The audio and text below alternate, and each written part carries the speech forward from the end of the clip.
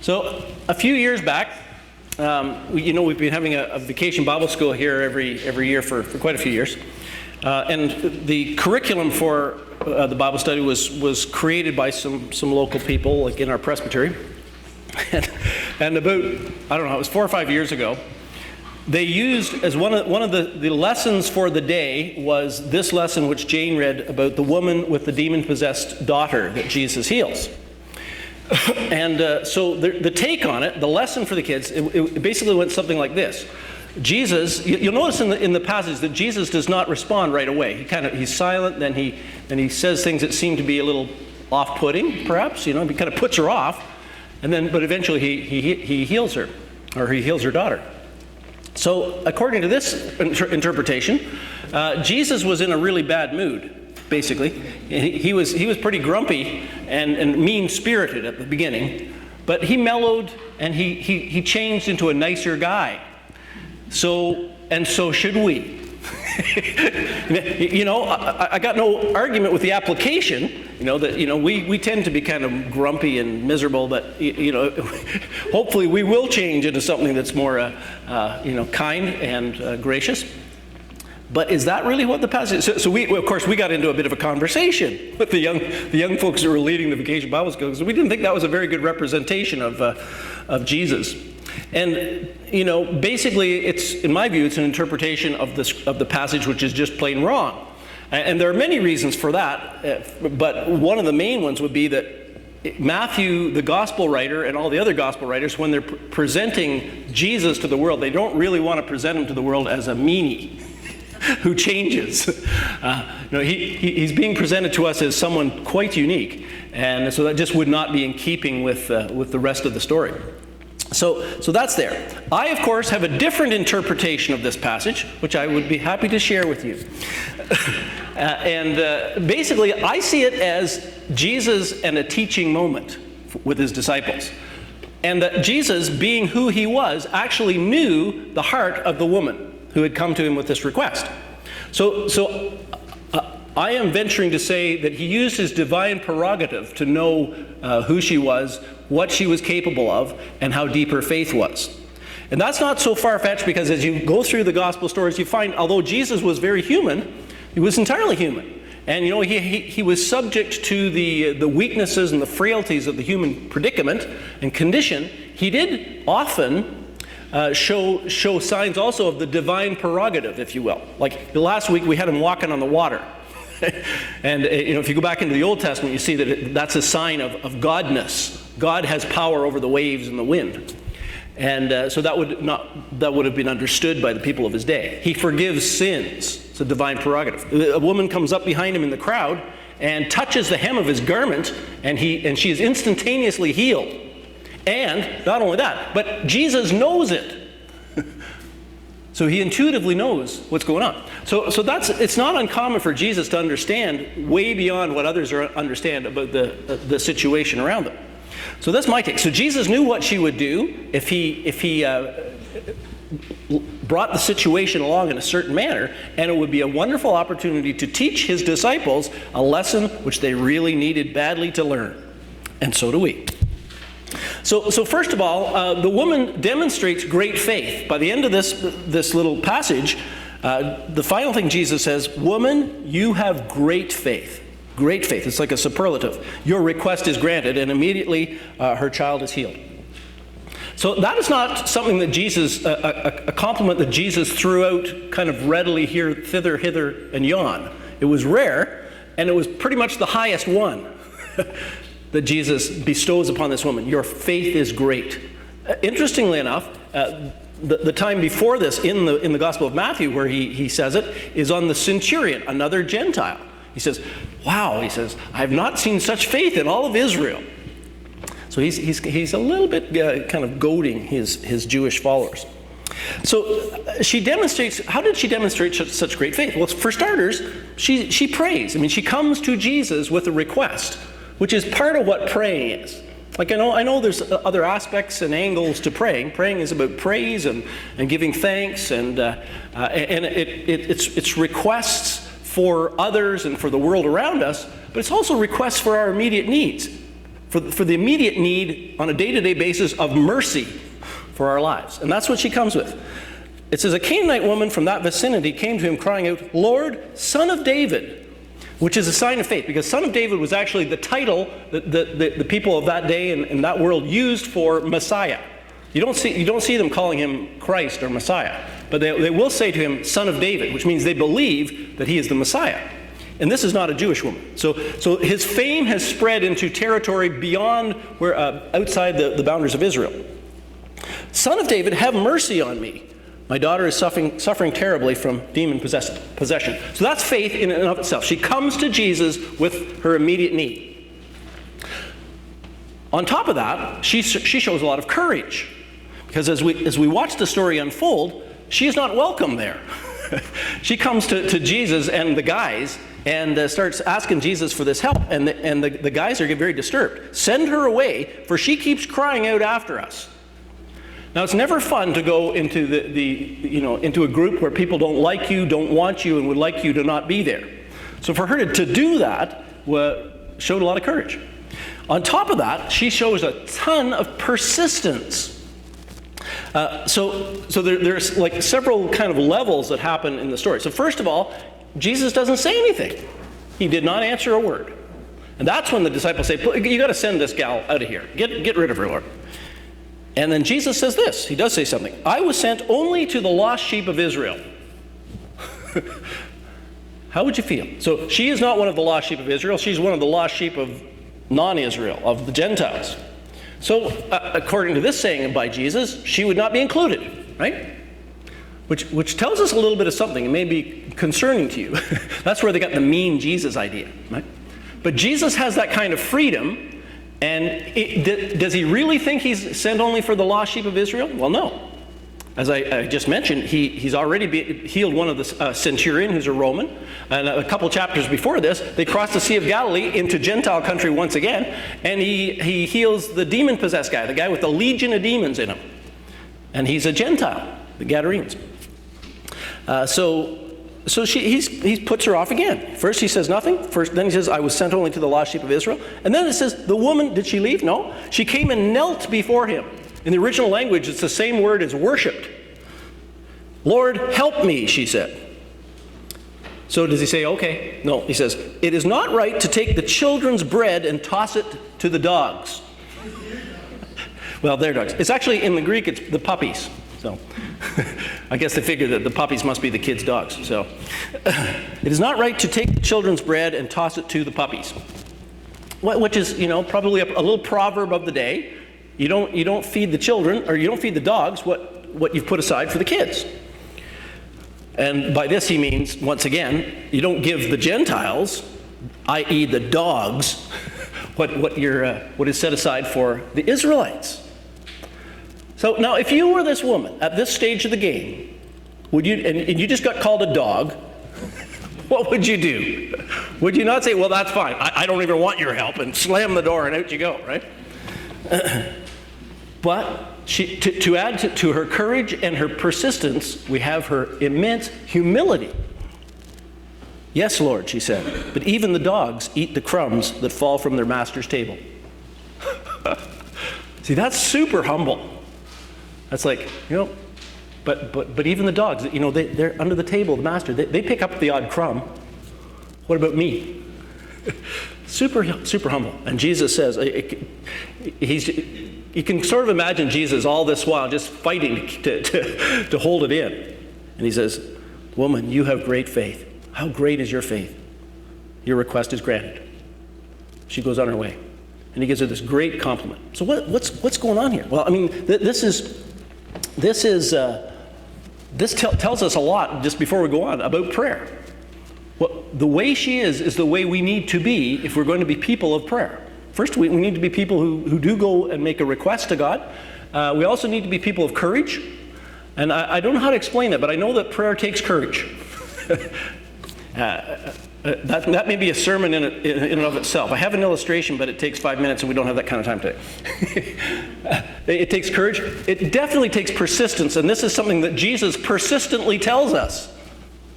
Ask and you shall receive. It's actually, a better translation is, keep on asking and you will receive. Keep on seeking, and you will find. Keep on knocking, and the door will be open to you. God looks for us to go after him persistently. He's like the lover, the woman who wants to be chased and wooed, in a sense. But he's also seeking for us to build up some spiritual muscle. How do you build up muscle? Like, I don't really work out much, as you can maybe tell. But, if I were to be doing so, one of the things that the experts would tell me would how many reps you got to do, how many repetitions. Because you just do a repetition. One son, Dan, does it. He works it till he can't do it any longer. He'll do like 30, then he'll take a rest. Then he'll do as many, get 25, until he just collapses. Repeat after repeat. So basically, that's also true about your spiritual muscle.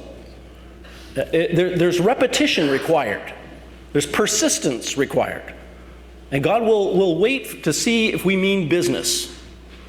And by so doing, he causes us to strengthen our spiritual muscle. So persistence is important. And of course, humility.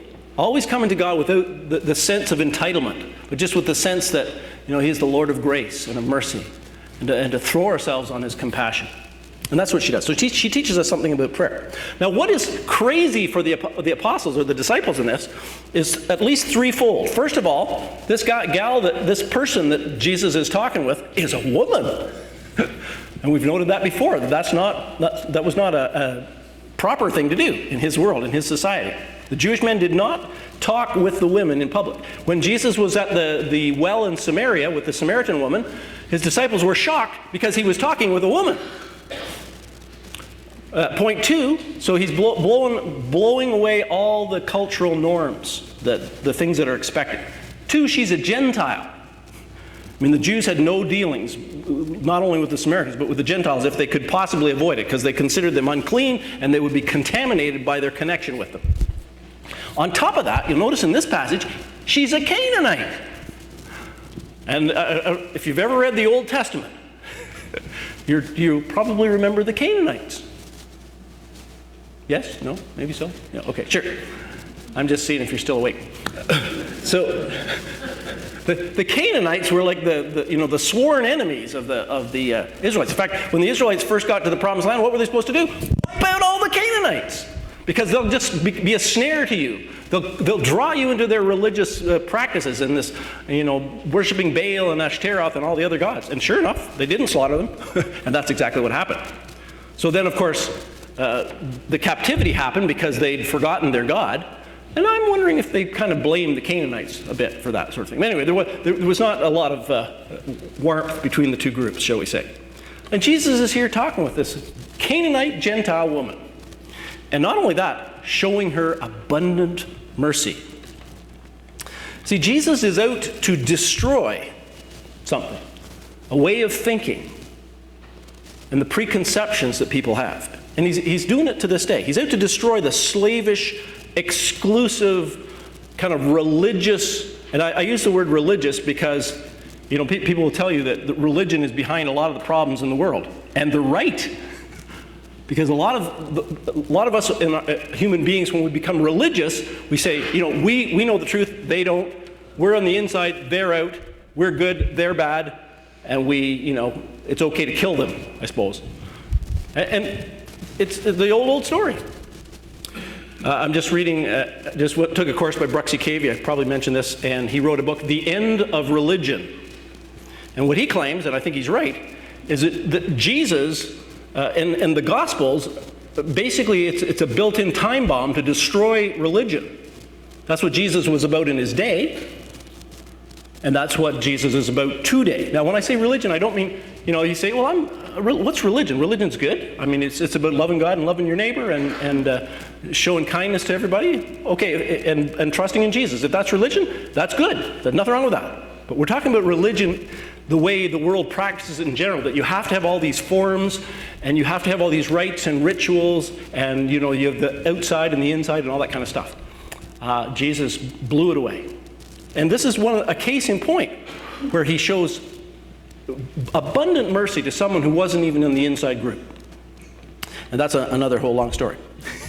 So Jesus is out to destroy that, the slavish, exclusive, religious ways of thinking, and replace them with love and with mercy. Mercy to everybody, mercy to all. So it's not a story about a mean Jesus who repents and changes his way. It's a story about a Jesus who shows mercy to all and calls us to do likewise.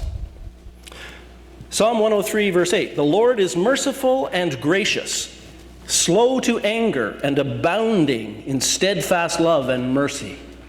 It's a descriptor of God. He's merciful, and not only that, he's abounding in mercy. He just, streams of mercy ever flow from his throne. Should it be a surprise then that the way of Jesus could be described as the way of mercy? Because it can. Yet people don't get it, do they? Even Christians, a lot of times we don't get it. Historically, we didn't get it.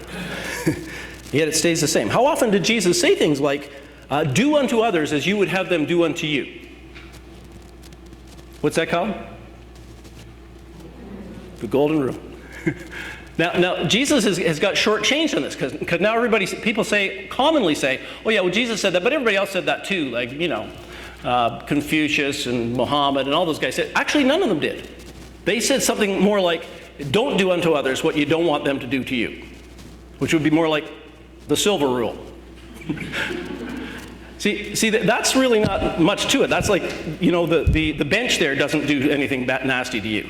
So should we credit it for its passivity? Jesus tells us, be proactive. Go and do things to others. The kinds of things that you would like them to do unto you. Be proactive. Take the initiative to be kind and to treat others the way you'd like them to treat you. That's totally unique. Nobody else was saying that. He also says, what does he say? He says, love your enemies. Do good to those who hate you. Pray for those who persecute you. If your enemy is hungry, feed him. If your enemy is thirsty, give him something to drink. Peter asks him, how many times should we forgive? 7 times? Jesus says, no, I tell you, 70 times 7. Peter's shocked. The Good Samaritan, I could go on. But instead of going on, you're going to have I will go on. I'm not saying, I'm not done yet. Your homework will be to think about this during the week. How many other places can you think of in the Gospels, in the stories of Jesus, where he talks about and teaches mercy, and other places where he acts it out? And you won't have any problem finding them. But that Jesus did that Jesus taught this way, that he understood this to be fundamental, that he walked and lived this way, is really nothing short of miraculous. So when people say, people won't buy, you can tell them all the miracles Jesus did and the healings and walking on the water and, raising the dead and coming back to life himself from the dead. And that's great mythology you guys have got. But you know what about Jesus? He was a great moral teacher. He was an amazing teacher. And you know what? They're right, and they don't know how right they were or are. Because just this is not just head and shoulders above the crowd, it's like ankles up above the crowd. Nobody's on this page. No other so-called founder of a religion even comes close. And I don't care whether it's Buddha or Muhammad or Confucius or Baha'u'llah or any of those guys. Jesus pounds on this incessantly. I mean, he really does. And I think that's telltale of his divine origin, of his uniqueness, and that he is the Son of God. But why must we be so merciful? Simple question, simple answer, because we are receiving mercy. We are receiving mercy. We're receiving kindness, and we're receiving grace ourselves in abundance. Like our lives are just chock full of mercy, that we have life, and that we're made in the image of God, that we have understanding, and we have the abilities that we have been provided for, that we have had given purpose in life and work and being surrounded by people that love us. And you could go on and on. And that's just a bit. Then there's, on top of all that, the kindness and mercy of the Lord. He himself becomes one of us and pours out his blood for us on the cross of Calvary, so that we might be completely forgiven, washed, and reconciled to God and be with him forever. Man. This is mercy, my friends. This is abundant mercy that we cannot begin to... we're going to celebrate communion, and it's really just a tale of mercy. My blood shed for you, my body broken for you. Mercy. So can you just imagine a world? You know, we hear so much in the news these days. What if the Sunnis and the Shia factions of Islam understood this basic truth about mercy, that it's all really about mercy? How much do you think that would change things? If they just, instead of killing each other, they were treating each other with mercy? What about, I'm not sure about what all the stuff in the Ukraine's about, but there's Russian-speaking Ukrainians and Ukrainian-speaking Ukrainians, and what if they just understood that really what it's all about is treating each other with mercy? Or Israel. What about the Israelis and the Palestinians in the Gaza Strip? What if they, where Jesus taught and worked, what if they understood this simple teaching that, you know, it's really all about mercy to one another? I think that would change things. What about you and I? And the people we don't maybe have much use for, or have done us harm, or we just don't like. What if we show them mercy? Shall we pray?